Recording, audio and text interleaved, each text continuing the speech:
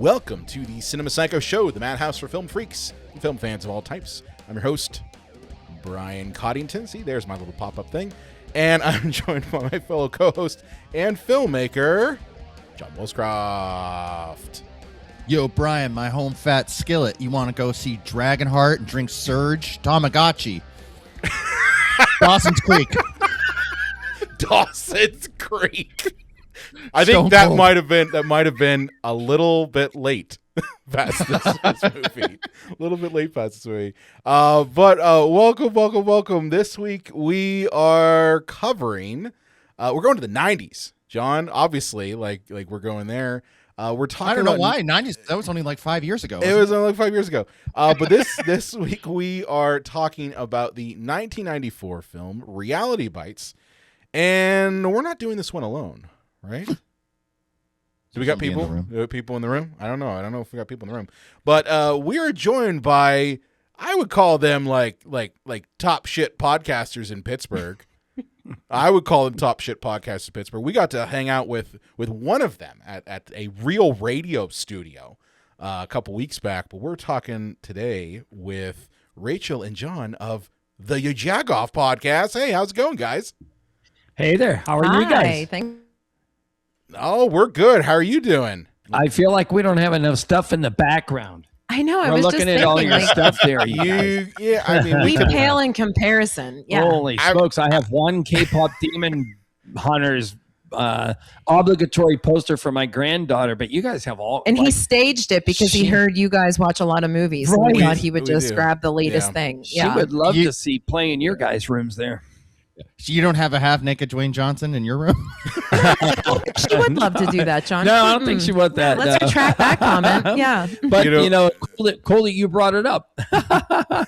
See, this is where we yell at our audio-only audiences because you're missing out on all the background. I'm not going to yell at our audio-only audience. They're keeping us afloat, okay?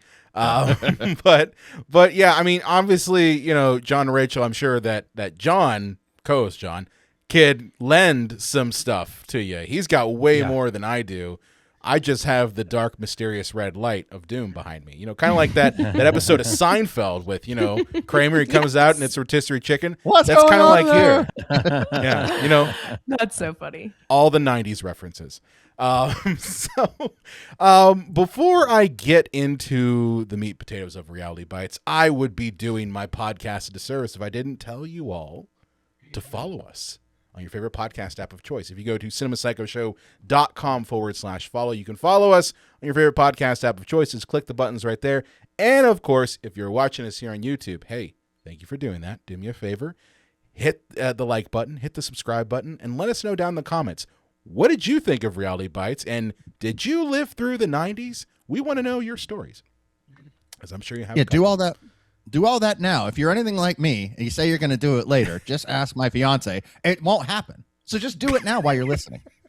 Don't hesitate. Yeah. So Reality Bites. I got to be honest with you guys. I think this might have been my first watch in maybe like 10 years. Same. Oh, it's more than that for me. But yeah, I would say the people in this movie bite. John's coming right out of the gate be like, I hate everyone in this movie. A wonderful cacophony of unlikable people.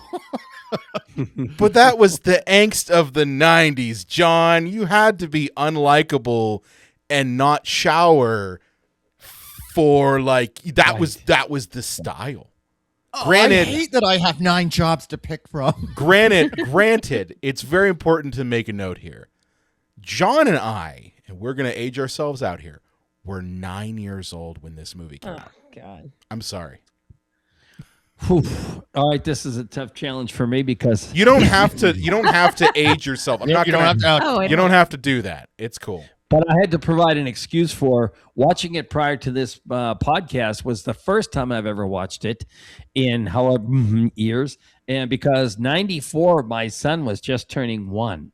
So I was a little busy with not sleeping, not eating warm food.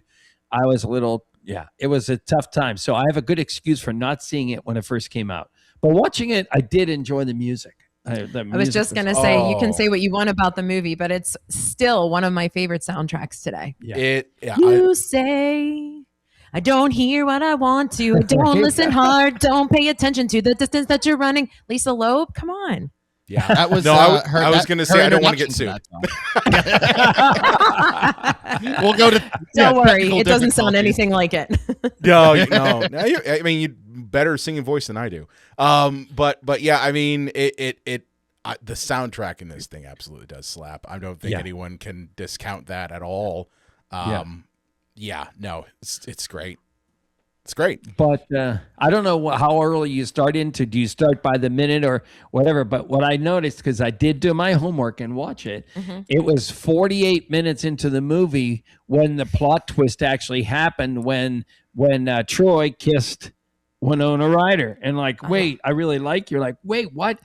I feel like I was bored all the way up until I'm then. impressed that you even knew at the minute mark. Well, 'Cause you don't even That is good. watch TV. You're better than us right there. We usually don't know the minute mark. Like I can't pull the time code for that moment. I mean, there's a lot to unpack with this movie and how, as John would say, unlikable they are, and then on top of that, how it kind of buries the lead. It is worth noting that we do have a little synopsis for this movie. I pulled straight from IMDb, and I'm going to do it in my favorite movie theater voice. So let me just for the movie trailer guy, for the uninitiated. A documentary filmmaker and her fellow Gen X graduates face life after college, looking for work and love in Houston. Well Houston. done. Thank you. And the thing is, I was a little bit mean when because the 90s weren't all just like Clinton era, prosperity. We did have, when this movie was being written, that recession under George, Herbie Walks Bush, the first Herbie one. Walks. So, I guess it combined with that natural grunge cynicism of Gen X, they were struggling at this time, because this is the first 2008, thanks to, the residue of Ronald Reagan. Yeah. Well, none of you really can resonate with the movie. I am probably the only one. I graduated in 94, high school. Okay. So I was starting I remember, I actually texted my husband today and said, I remember driving in a Greyhound bus to visit my boyfriend in Clearfield County. oh God, listening to the Reality Bites soundtrack because I was living the same lifestyle. So completely resonated.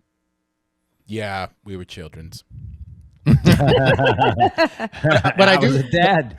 But I do think it's funny because they're going through a recession. But Winona Ryder, who just wants to be a documentary filmmaker, that she immediately gets a job working for a television show and just does nothing but complains about it. Oh my God, I'm glad you're right out of college working in the industry, and you're like, okay, right. This isn't my dream. I mean, that jumps into so much stuff, but I could go into the behind the scenes stuff, but I think that's a good point.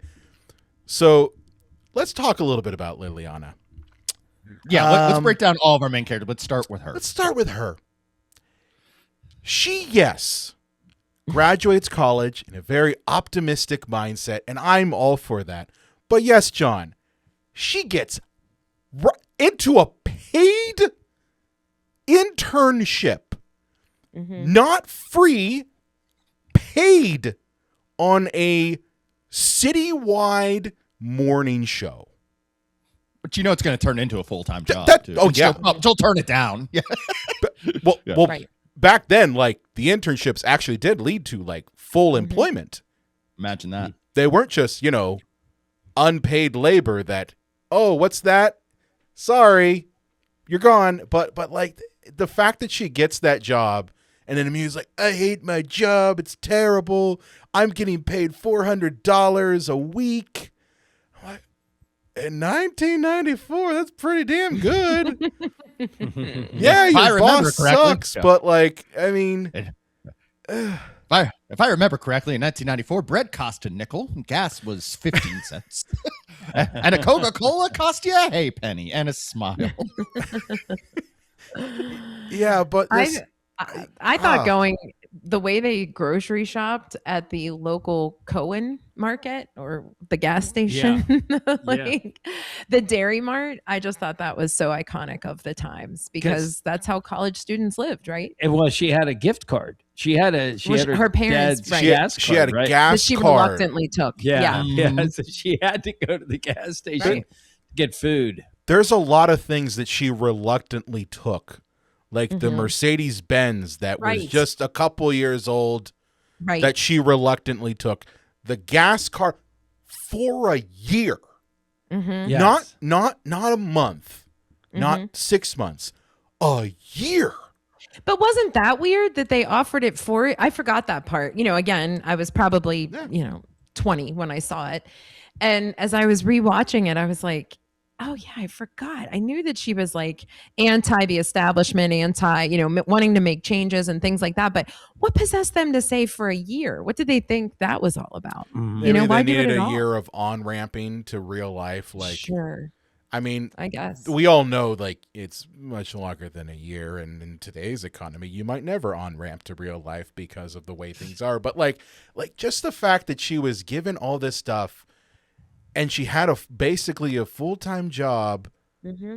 in the field she wanted to do, right? Yeah. Like not in some adjacent field. It was something she wanted to do. The people there, for the most part, with the exception of the boss who, played by Fraser Crane's dad, He has a name. or if you since we're talking to Pittsburgh folk, Bruce Willis's dad from Striking Yes. Distance. Striking Distance. Yeah. Yeah. Okay. Just killed my dad. Yeah, exactly. Just killed my dad. Right? That's the Yes. iconic line. Yeah. But yeah, he's a terrible boss. I get Mm-hmm. that. But I mean, I've worked in the entertainment industry. I know how it is. You'll meet personalities that you want to slug, but at the same Mm-hmm. time, you don't just like say, I'm gonna mess with their cue cards. Right. Yeah. Like you guys work in radio. If you ever did that, would that ever even happen?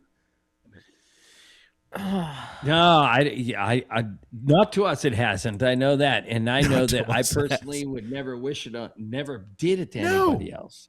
We've had some foibles, like Okay. a raw egg was a hard boiled egg when we tried to crack it open, but nothing like where we messed with somebody's lines or messed with somebody's microphones, anything like that. No, after 10 years of podcast. Well, and I was going to say, in that time, I was in a journalism newsroom. Like I was in a not broadcast, but newspaper newsroom. And there was fear. You didn't even think about that. I mean, the fact that she thought to do that was like, I was afraid for her. Yeah. Listen, here's the part that I just realized who that guy was when Brian said it. Fraser's dad. Fraser's Crane's dad. dad. I'm like, wait, he looks so But familiar. you saw Striking Distance also, and, yeah. I did see Striking. Yeah. I don't really remember. If you too live much, in but Pittsburgh and you're It's from here, required. you've seen in Striking Pittsburgh, Distance. Right. It's a That rule. and Yeah, it's sudden heresy. death. And Yes. sudden Yes. death. Yeah. Yes. Yeah. Yeah. But no, so the whole thing of what she did there, to be honest with you, that was the first entertaining part of the movie for me. And like, I love You didn't that she like it. did that. I just I to me, it completely didn't- related It and didn't felt like move fast enough for me. Like I said, Oh. so but when she did that, I'm like, okay, now I'm engaged. I see she's gonna mess with that guy who's a jerk, and I liked it. Yeah. Yeah. It is a tight 100 minutes. The characters I did find grating, but I did feel the movie moved fairly quickly here. But so all right, so we Same. talked about our heroine. Let's talk about Ethan Hawke's character Troy Dyer, who is the worst person who ever lived. Oh my God. I fucking hate him in this movie. Like I love Ethan Hawke as an actor. I love Rachel. You're not a fan? Mm-mm. I used to be, and then you know what he did? He cheated Oh well, that'll do it. on Yeah. Uma. So it was Yeah.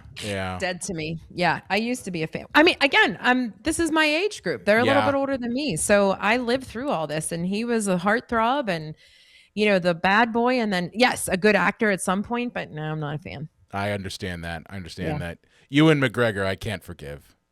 Right. Same deal. I'm like, Right. dude. Used to Really? like you, but now you're dead to me. Yeah. All because felt like Ramona I Flowers was going- showed up. I get it.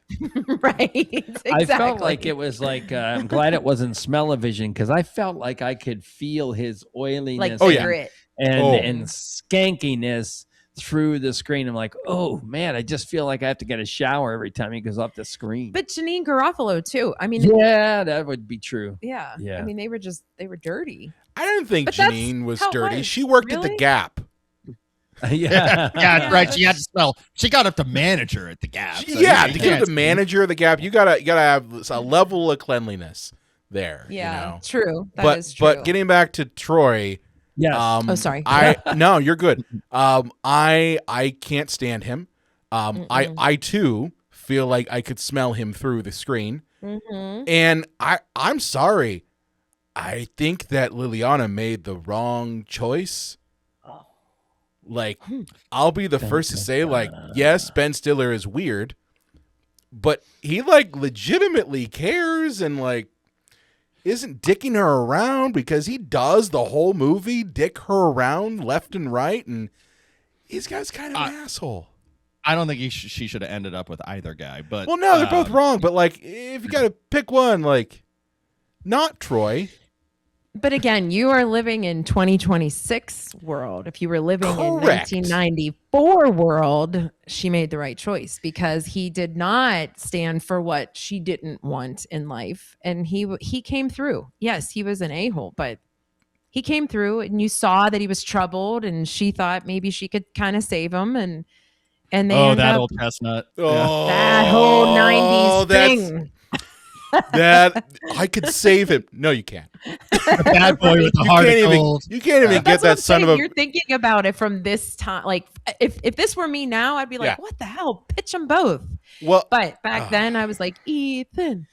So that goes to my old adage that we talk about all Yeah. the time. The girls always like Bad the boy. bad guy, the Yeah. motorcycle guy, the grunge guy, right? They always go for the I grunge don't like guy. when you say that, because I Well, don't know that. I think in that scenario, yeah. yeah. I think what the allure of Troy is that he yes, to your point, Rachel, he represents like everything that Lelaina wants. Right? She wants all of that to be rebellious and everything. You know, she wants that life, but is also pulled in the other direction of like, oh, look, money and stability. And, you know, maybe it's not rebellious stuff, but it's that. And I kind of get why she picks him, but I also look at it in the standpoint of like, I don't know if it's going to work out well for you in the end. Well, for a, Sure. You know what You I know, if mean? you talk Like, about- if you talk about a movie that like defines a certain generation, you know, if we went back 30 years prior to this with The Graduate, that movie had enough sense for the last scene with Dustin Hoffman and I can't remember the actress in that movie. We're just sitting on the back of the bus, and they like you have that look like, what do we do now? And Right. for this movie, you know, some 30 years later, to be like, this is a romantic dream come true. Yeah, Troy's going to give up on his dreams in about 3 years. And if he doesn't OD, he's going to get all fat and just collect like money out the government and like with his 6 kids be like, oh, I used to be a rock star. We know, Dad. we know, Dad. And you kids ruined my life, you little freaks. As he pounds another American Light, you know. I don't know about that. And let's be honest here. It'd be Pabst Blue Ribbon. It wouldn't be American Light. Oh my God, American Light. Jeez. Oh my God. But no, I mean, I don't know. He just And Bancroft. Guys, I had to look it up. Well, that was the driving me mom. crazy. That was the mom. That was Miss Rob. That was the Yeah. mom. Which again, another reason maybe not to go with that guy. Right. Had an affair with your mom. Right. Fuck your mom. Yeah. I had to Maybe watch we that don't in do a- that. in a film class. Emily later falls Yeah. for her daughter, Elaine, starring Dustin Hoffman as Rita. Catherine Ross. And Catherine Ross. Catherine Ross. There you go. Thank you. You were quicker. You were just showing me. You're younger and faster at finding out information on other movies that we're not talking about. No, it's cool. This is a stream of consciousness. This is how it works. So yeah, Troy kind of sucks. Let's talk about the other side of this triangle here. Michael. played by everyone's favorite big-eared actor, Ben Stiller. The In his most first-time biggest director. ear act. Yeah. What was that, John? First-time director too. Like this is his directorial Yes. debut. Yeah. Yeah. Right. And son of George Costanza's dad from Seinfeld Yeah. and King of Queens. Another 90s reference. Yep. Yeah. Mom. all the 90s references. Yeah. Surprisingly, Right. he got this directing gig because of the Ben Stiller show, which a lot of Yes. people don't know. Like before Ben Stiller was the actor that he is now, he was on, I think it was MTV with the Ben Stiller MTV. show, right? Yep. Yeah. Mhm. I'd Guys, you're say- in my realm. I mean, literally, the 90s are my all we need is for Alanis Morissette to show up, and I'm completely See, back the in thing it. is like John and I have clear recollection of that time period. It's not like if you asked us to remember the late 80s, I'd be like, I don't know.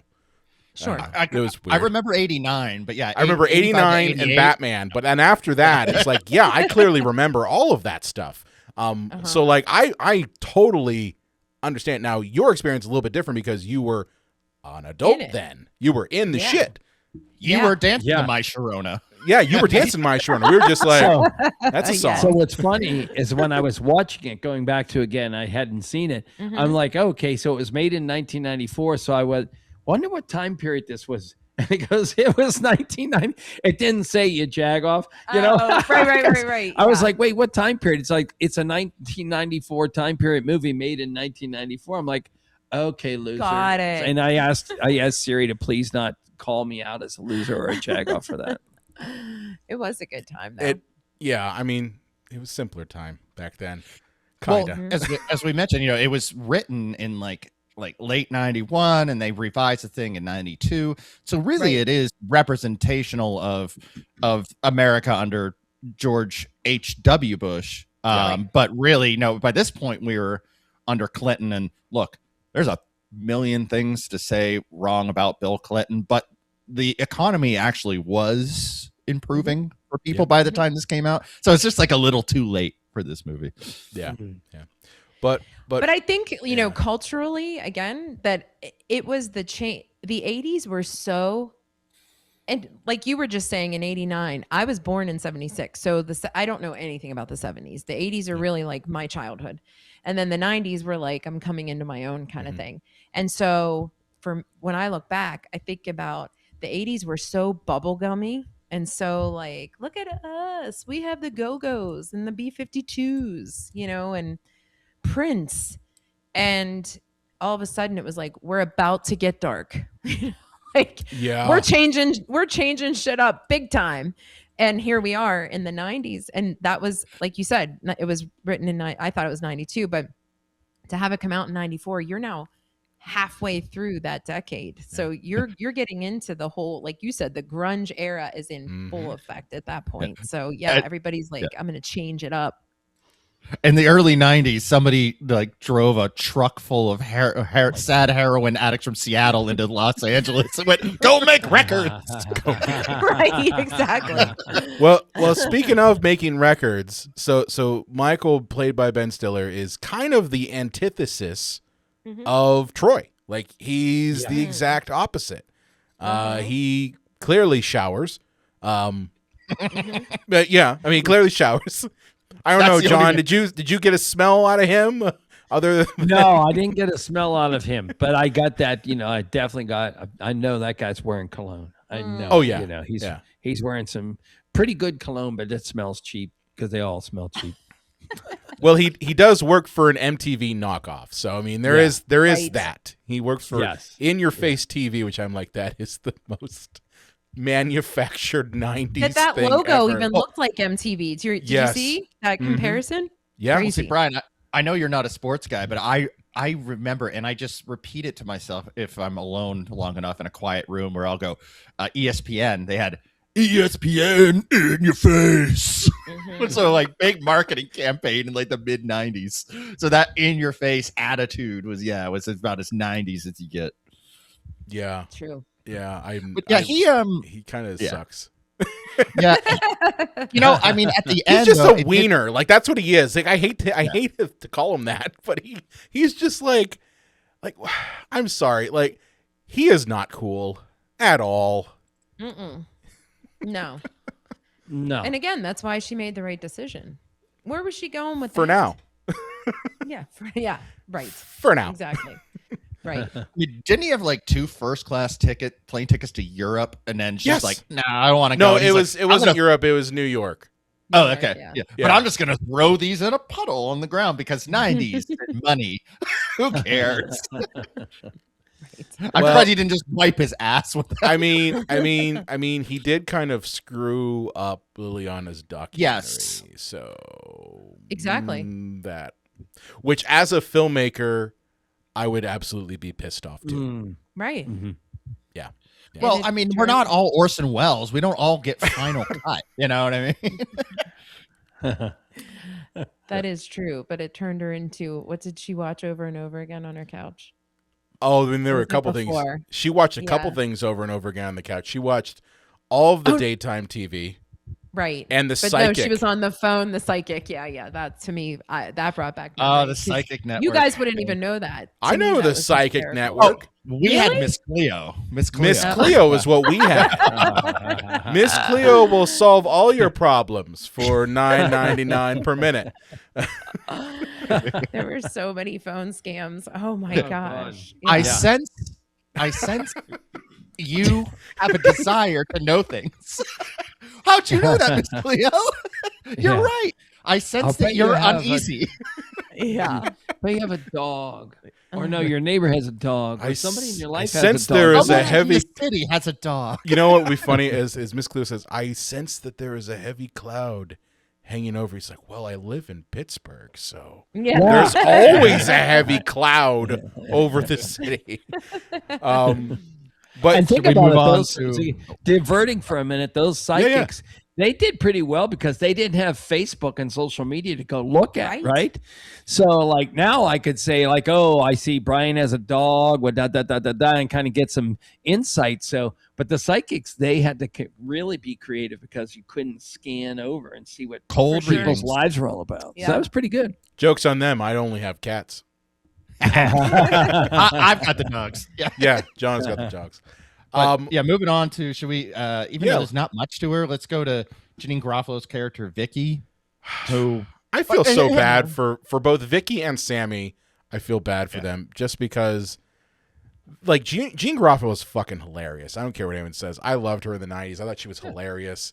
Anytime that she did stand up, I liked her in the movie Mystery Men as well. But, like, they don't give her much to do in this movie. And the same goes for Sammy as well. They don't give them much to do because, like, Liliana and Troy and Michael take up so much space in the movie. here's why she's here. 2 things. One, she has to be the one that isn't as successful, which working at the Gap right out of college, becoming manager, nothing wrong with it. But the movie is implying that like she probably wants much more. But even more importantly, we have to discuss AIDS. It's 1994. This is Right. the year Philadelphia Yeah. came out. So she has to have an AIDS scare. So she's just the character that has the AIDS scare. They don't give her Right. much. And more than that. that's what I was, and even the gay thing, Yeah, that was yeah. not, I again forgot that because that would have been scandalous. That was their way of throwing in the stuff that was about to become like, whoa, are they doing that now? Are they including that?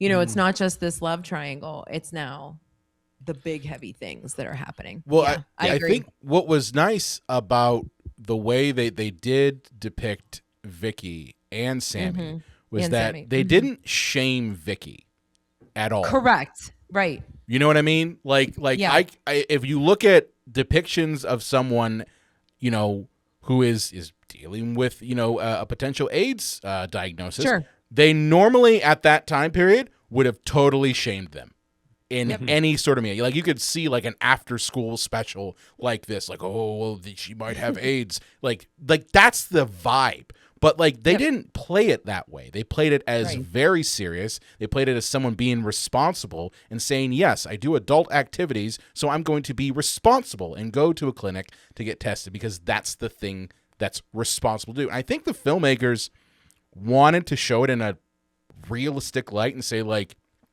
this is the responsibility to do, because I think they knew who they were talking to. They knew that people watching this were going to be around that age. And they didn't want to depict it as something that, one, they're going to skirt it off and go like, oh, yeah, that's not how real life is. Right. But do it in a way that's responsible. So, and yeah, remember, the whole. there's no better generation than Gen X. Is that right? I don't know about that. Us millennials. God, Us go read the millennials.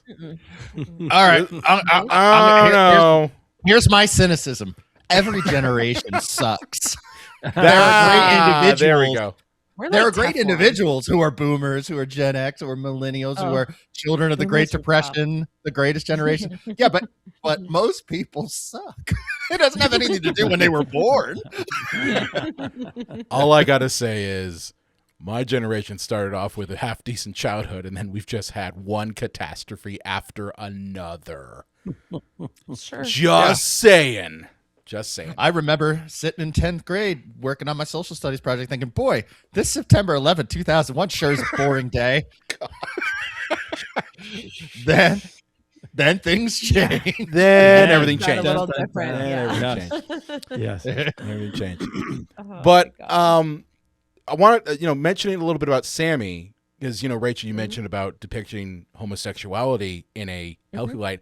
I know that it's 1994. They could only do so much, and I think that they could have pushed a little bit more. But I think the way that they did depict it is as good as we were going to get in 1994. Correct. Yeah. And again, when I rewatched it, I was like, I don't watching it in a completely different light, because now I'm looking at it going, wow, they really checked a ton of boxes that I did not catch at the time.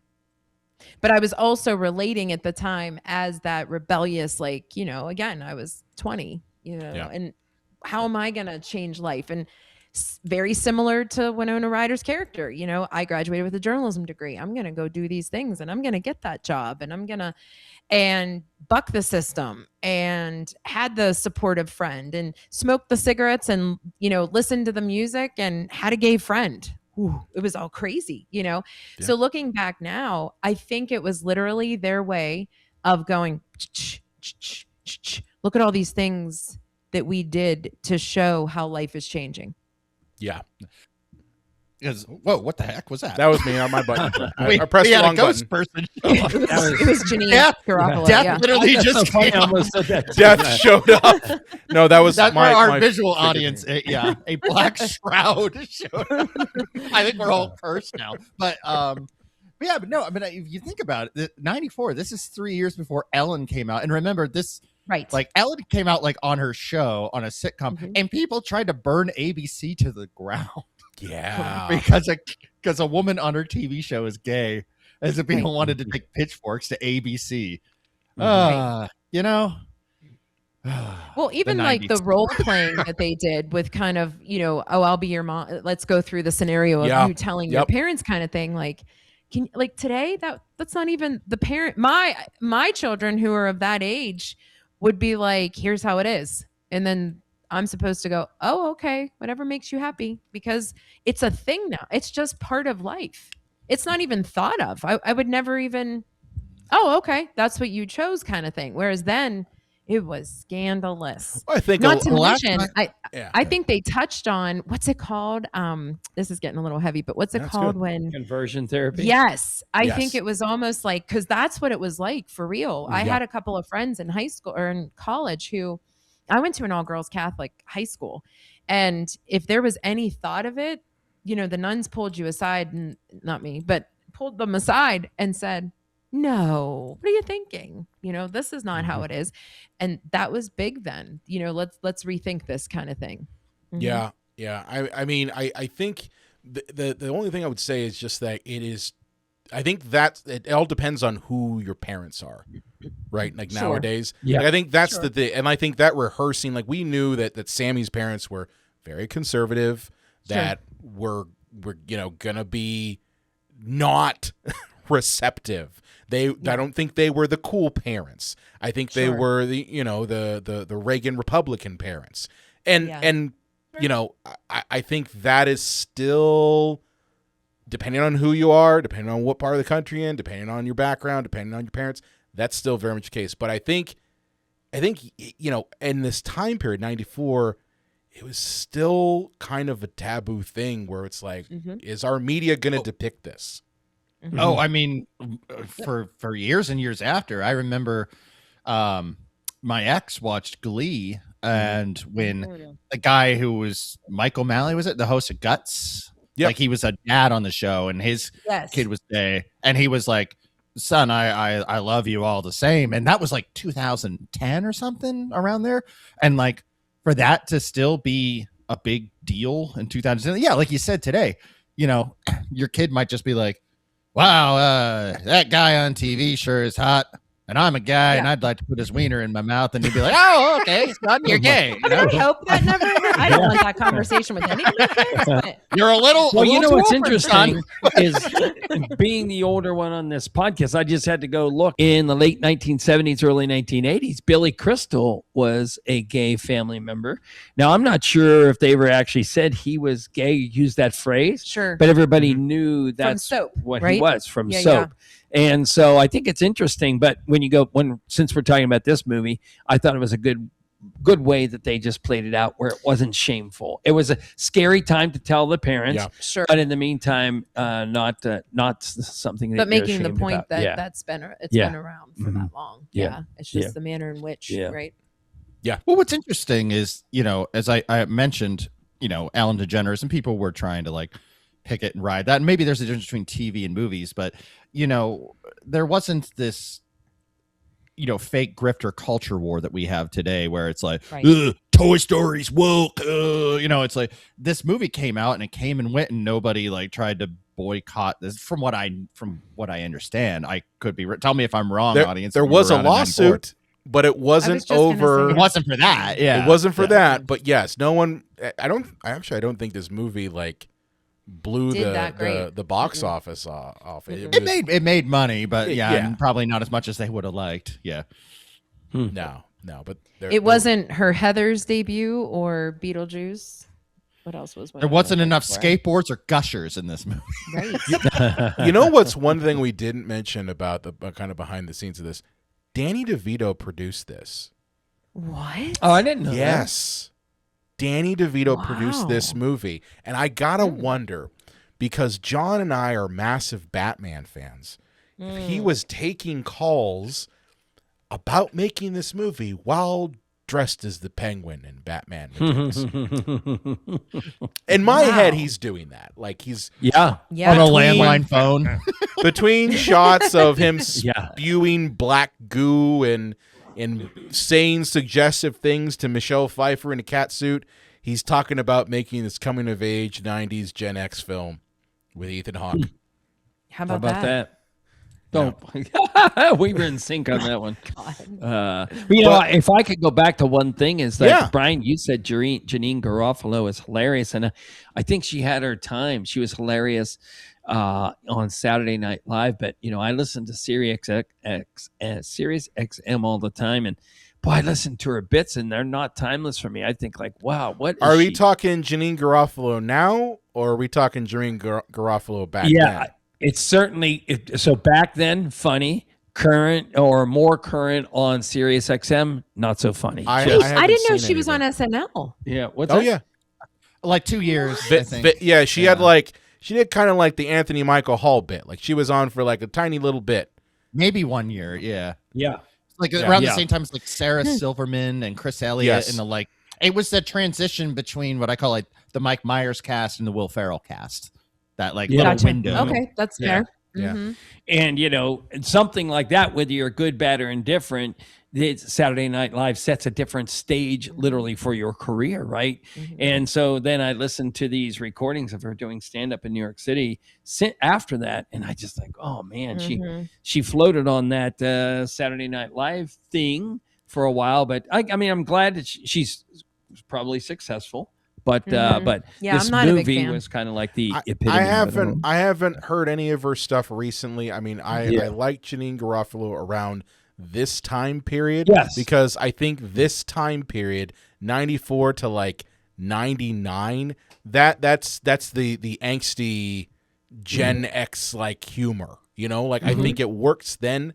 I don't have Sirius XM, so I wouldn't know. But Yeah. I mean, I imagine that isn't going to land the same Right. anymore, and that might Right. be what you're Right. hearing there. Yeah. Yeah. Well, what is interesting is that, comics over time become bitter. And, I'm putting this in context of, when you have your heyday, you have your main audience, but over time, like, I think comedians just become more cynical and more bitter. And George Carlin is my hero, but I know there's probably a lot of people that would watch his last ever special, It's Bad For You, and be like, this is just a bitter, mean, Angry man. cruel, angry man. Yeah. And like, for me, I was just like, Carlin can do no wrong, but I could see people that like the hippy dippy weatherman and the 7 things he can't say, and then watching that and going like, what happened to him? We see it now kind of with Chappelle, Chappelle's become kind of a bitter guy, and so, I we all have our heyday, and this was the era of Janine Garofalo, Truth of Cats and Dogs, and this and Mystery Men, like you said, Brian. So this is our heyday. I did want to mention about the lawsuit because it is kind of funny. It's kind of funny.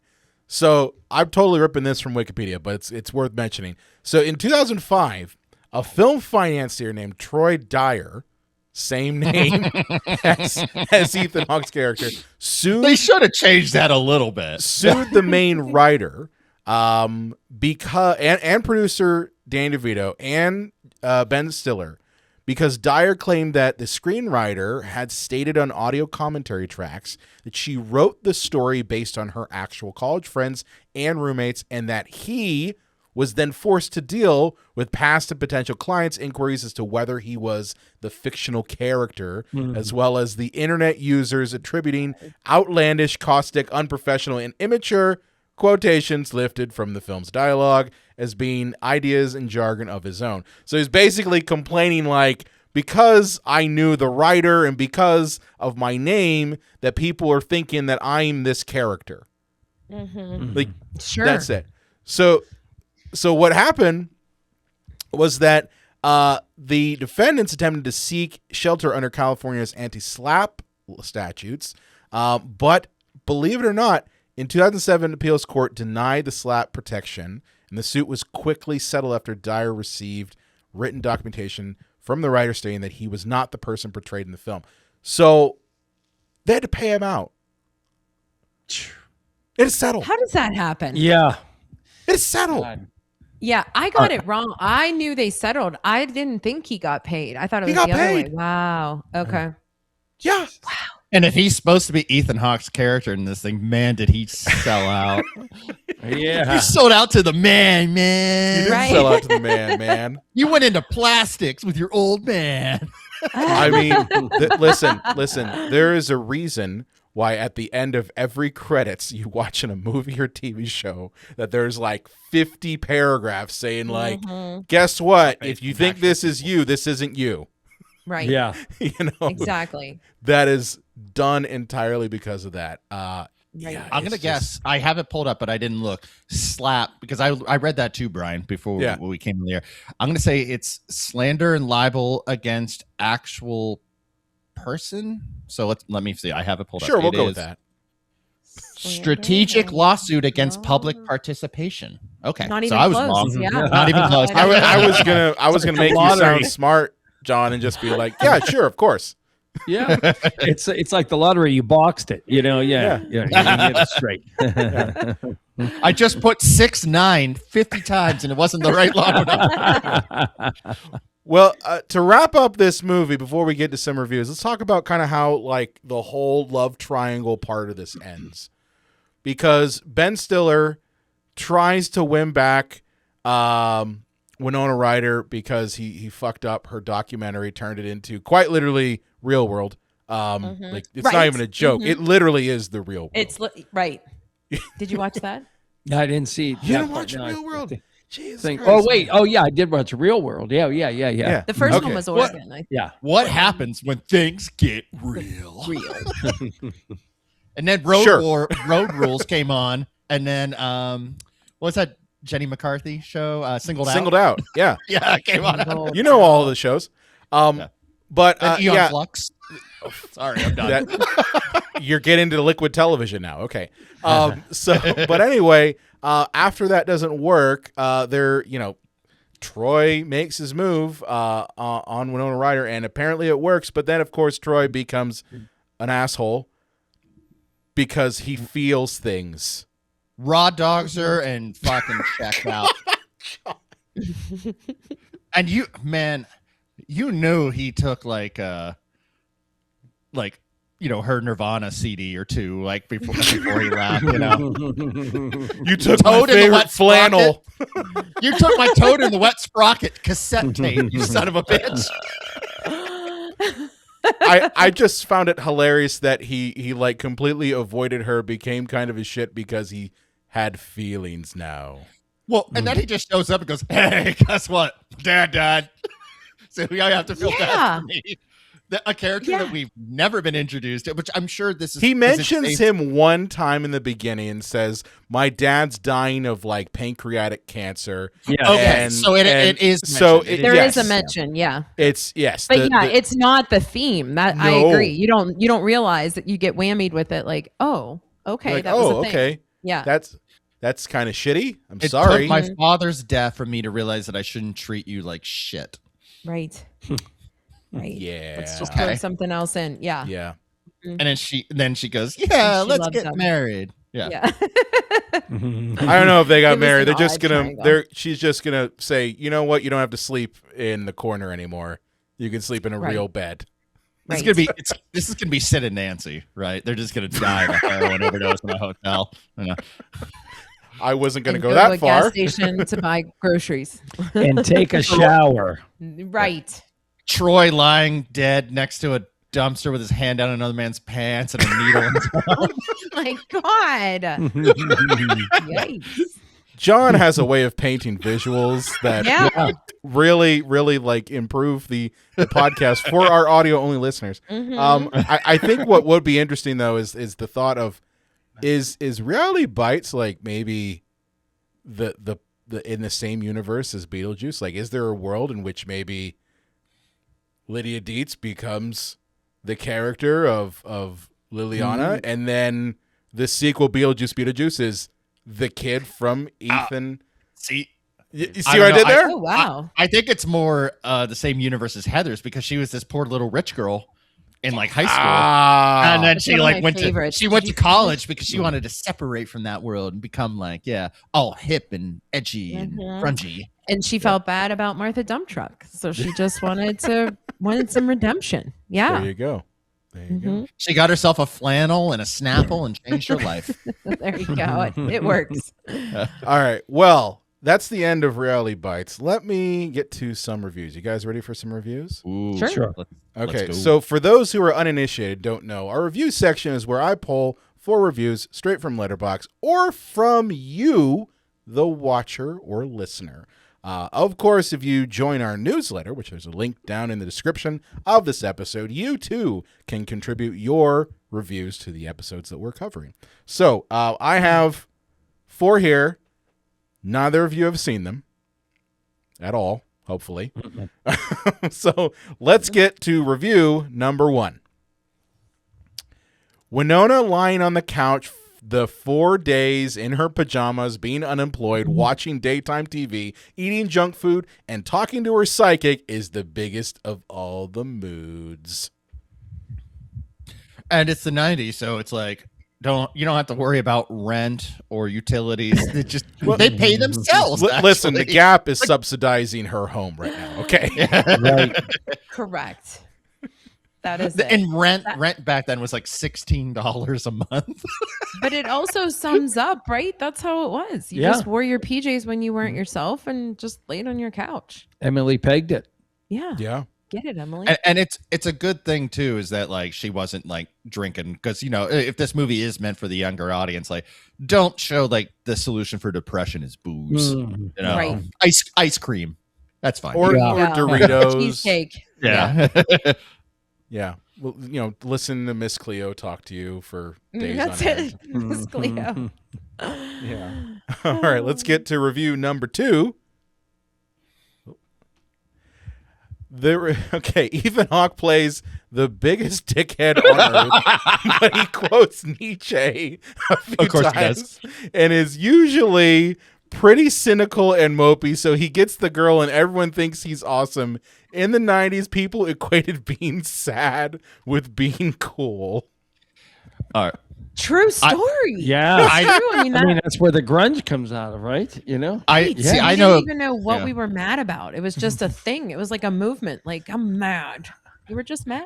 And it was fine. Just mad. What are you mad about? I don't know. Because. Things.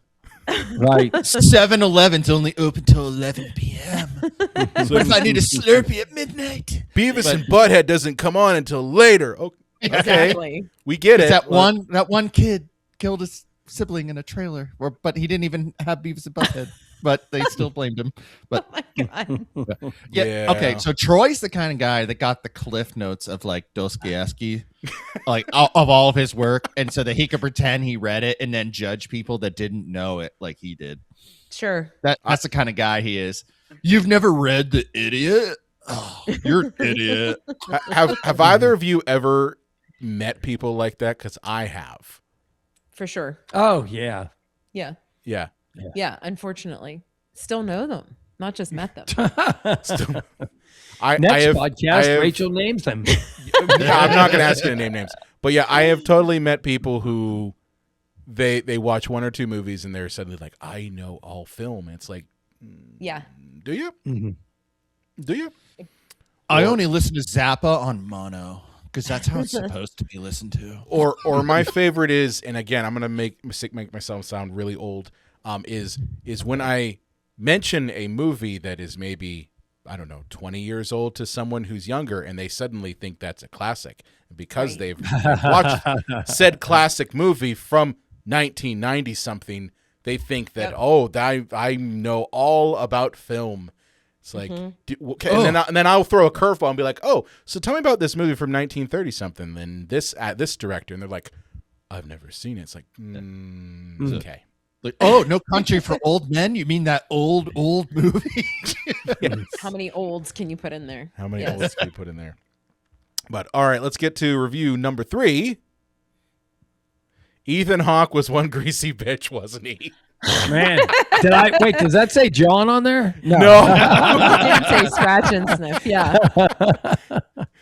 Man, I agree with that 100%. Phew. That's You know why what it's got really- 4,000 likes. What really helps with his character in this movie is like, you got these big studio lights. And I mean, this movie didn't have a huge budget, but still these huge hot lights. And every other actor, they probably had to be, the PAs had to keep wiping them down so they weren't sweaty on camera. But they're like, just let Ethan sweat because that's what he's supposed to look like. Yeah. Let's get Again, him. that was the time. He played it well. I wonder, John, if because you talk about wrestling all the time, if maybe they like got one of the like WWE people from back in the day to say like, here's how we grease ourselves up before a match, and Ethan Hawke, just take what we have and do about a half, and you'll get to the level that you need to be at. Here's Lex Luger's baby oil and some sweat from Bastion Booger. Oh God! All right, let's get to our final review. And this one's a long one, but this is why I grabbed it because it was too good to not include. So this one is kind of like a couple paragraphs. All right, so I'm a Gen Xer and I hate this movie. I've always hated this movie, even when I was a grunge-worshipping high schooler wearing some sort of teal-colored Seattle Mariners hat. Seeing this for the first time, I hated it. I just hate the message of the movie. I cringe looking at the picture here. The cast holding a slinky across them. We're so deep, but whimsical. It's supposed to be about the soul of my generation, but why not a little bit more aspirational?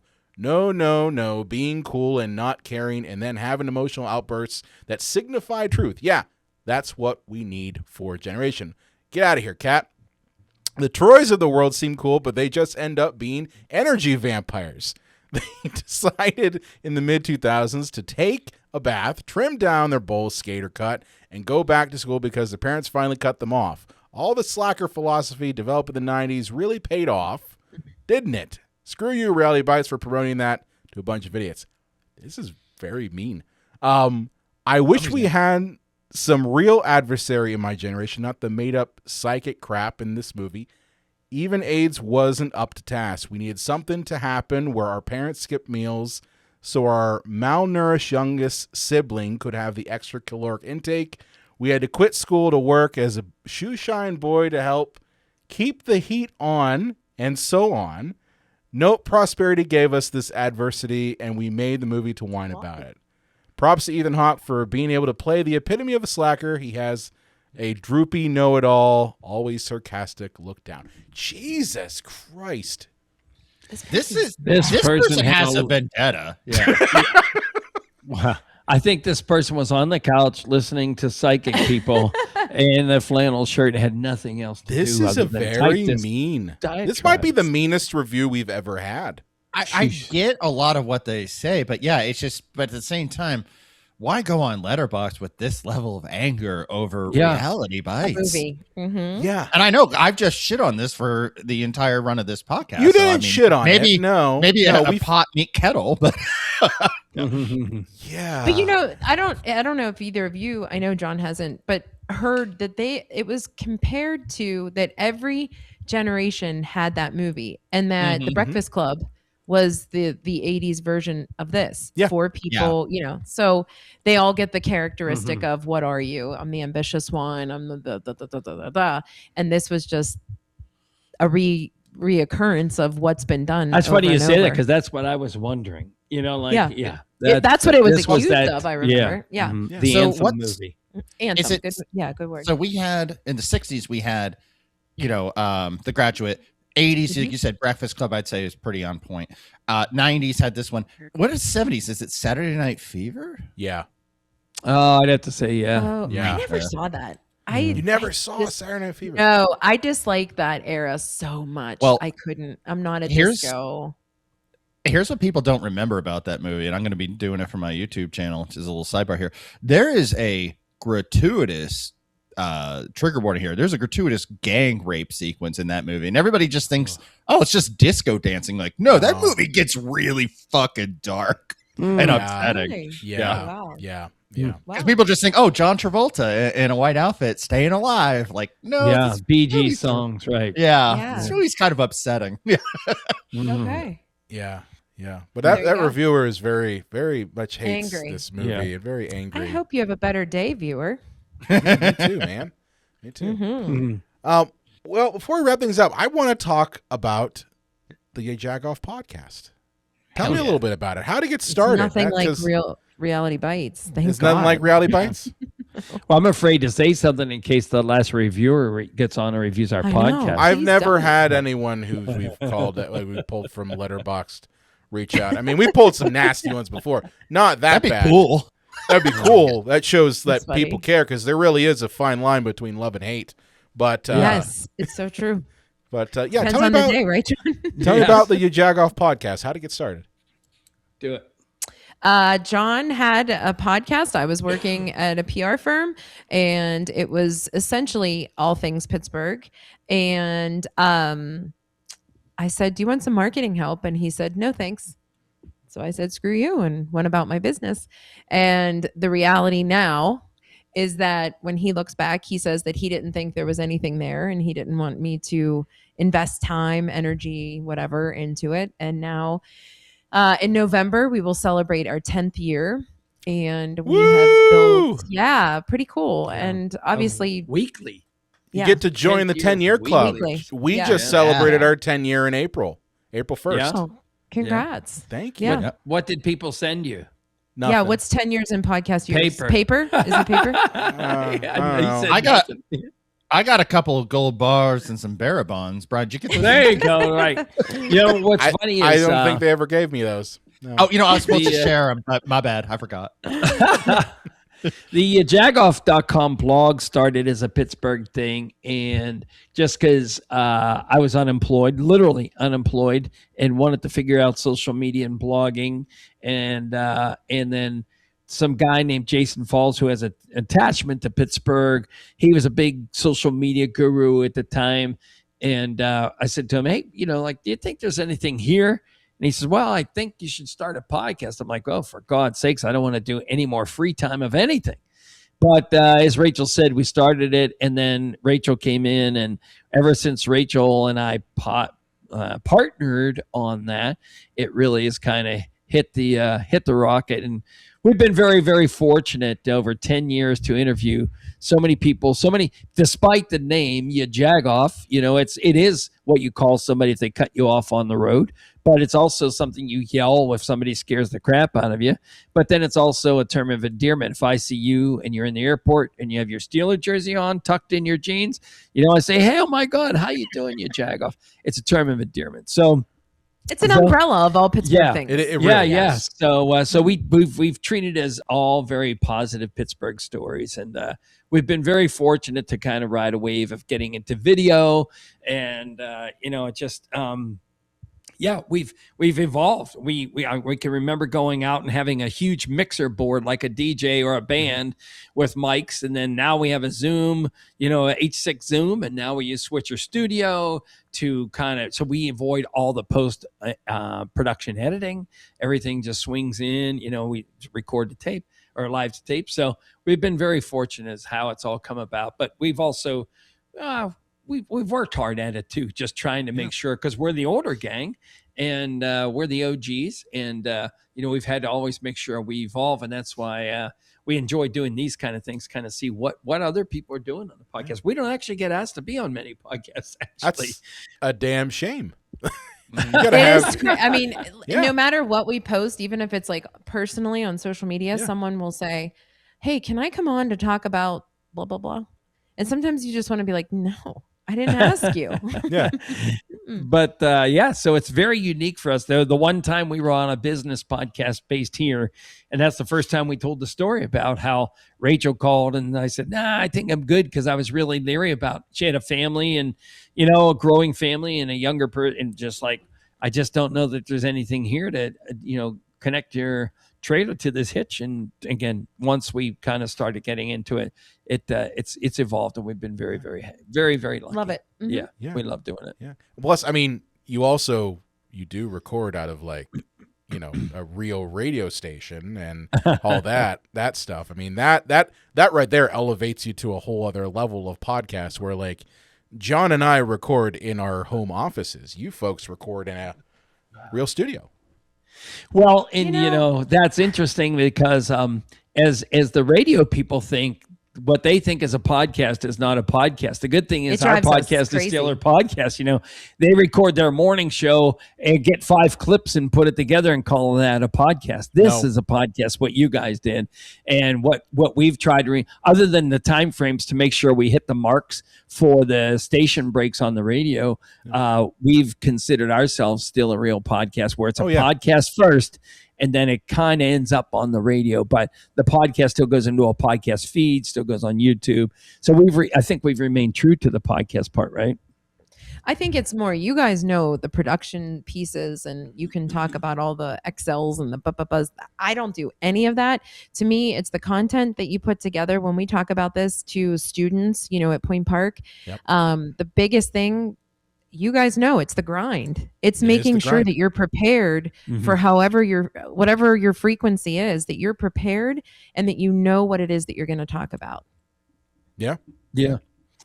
So we appreciate we love the shout out, because we have been doing it a while, and it's evolved. It's definitely not even close to what it started out to be, which is kind of fun to look back on that. What songwriter wants to go play the first song they ever wrote, right? They hide that. Well, we hide our first and episode. The evolution of it all. Look at, what you guys are doing, like what I'm seeing here is not what we do, and we're involved in 7 podcasts other than our own. Oh, really? So looking at this is like, wow, this is kind of cool. I love this. I love the background. I love the color scheme. I love the way the boxes are, so I think you can get fresh ideas and perspective from everybody. Yeah.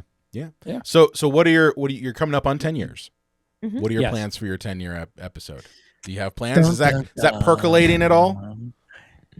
That and John and Rachel, we're like in dog years. We're like, that's like 106 years away. We have so much time. Our story is that we have the production side and the YaJagoff side over here. We also launched Pittsburgh Her, which is a conglomerate of Pittsburgh Magazine and us. And then we have 6 others beyond that. And then over here, we have a marketing and PR agency. So we retain 25 clients and have a team of people. So we are in PR and marketing and social media and all that good stuff day to day. So we're throwing out ideas, but we don't have everything kind of lined up. We kind of let it happen organically, which is code for we don't know. Yeah. Yeah. Where everybody knows us as being late to get to everywhere and being late to throw an own party. So if November is it, Yeah. October 1st, we'll have an idea. That's right. Don't feel bad. So like we're coming up on 400 episodes of this podcast. Okay. And I still don't know what the hell we're going to talk about on episode 400. And this is coming from us. Like this is unusual territory for us because John schedules out our entire year. Like literally January 1st, he gets me a list of movies and says, this is, I think, what we need to cover for this. These are the blocks we have for each month. So like Reality Bites is during our 90s month. So like we have all that stuff prepared. So like when we get to episode 400, we're like, what are we going to do? So we're a little bit in that game too. And I think it's what's neat about, I think what you guys do, is that like you are the Pittsburgh podcast, in my opinion. Like if I had to pick, like, I'm like, if I'm talking to somebody, I'm like, okay, you want a taste of Pittsburgh? I'm going to direct it to your podcast. And I think that's great because I think a lot of podcasts, and, you know, I'll use ours or some of, you know, we try to hit everybody, but you can't be everybody. And we try to hit everyone who's movies, but you folks, you really, hit the Pittsburgh. You know, you really do come in the local first. And then if people, because, you know, people from Pittsburgh, we kind of, you know, some of us end up going outside of the city, outside the state. And they always still have kind of that affection for the city. I think what your podcast does delivers that in spades. Yeah, and I appreciate that. Our focus has always been hyper, you know, Pittsburgh, hyper Western Pennsylvania, and that might mean that some big star is coming through Pittsburgh and we're going to interview them, or it might just mean that, hey, Joe the mailman is going to come on and talk about, well, that has happened. That's one of the earlier podcasts where my dog bit my mailman and he came on to talk about the crappy gifts he gets for Christmas. Not from me. Anyways, but that's the range of the kind of people that we have on, and it's been so much fun to just tell people the story that nobody tells. It's been fun. So, yeah. You girls got a lot of great Pittsburgh guests. You know, you can get on Keats, Yeah, Blue, and that. Joe Maglianello, Iceberg. Well done. Listen, John can do a great Pittsburgh accent. I'm not going to attempt because I'm not born and bred here. I've just bred here, but not born here. But John can do a fantastic Yinzer. Like it's uncanny. Well, we will schedule to be on our podcast. Yeah, next. we know. There show. you go. Mm-hmm. There you go. There You just go. call him, create a new character called John the Yinzer, and he'll just. I like it. There you go. Yeah, you know, the whole time I'll just talk like this, you know. Yeah. So where can people hear more about the YaJagoff podcast? Where can they follow and subscribe and find more information about you two? Wherever you get podcasts is where you can find us, but you can go to YaJagoff.com. We have all of our podcasts are there. We put a blog post up, like John said, every day. It's all things Jag, social media, Facebook, Instagram, X. We have to get back into TikTok. Yeah. And it's spelled just like you'd yell it. YaJagoff, YaJagoff.com. And if you get confused, I'm Ya. Yeah. And he's the Jagoff. Yeah. It's that easy. I love it. Well, thank you so much, Rachel and John, for being Thank part you. of Thank our you, awesome guys. episode. Co-host John, where can they find you on the internet? You can find me over on the Facebooks and the Instagrams and over at the YouTubes at JDubs Video Nasties. So, yeah, be on the lookout for some new material coming your way there very, very soon. Awesome. And of course, if you have loved this podcast, please do me a favor and share it. Share it with your friends, share it with family, share it with your favorite Gen Xer, whoever they may be.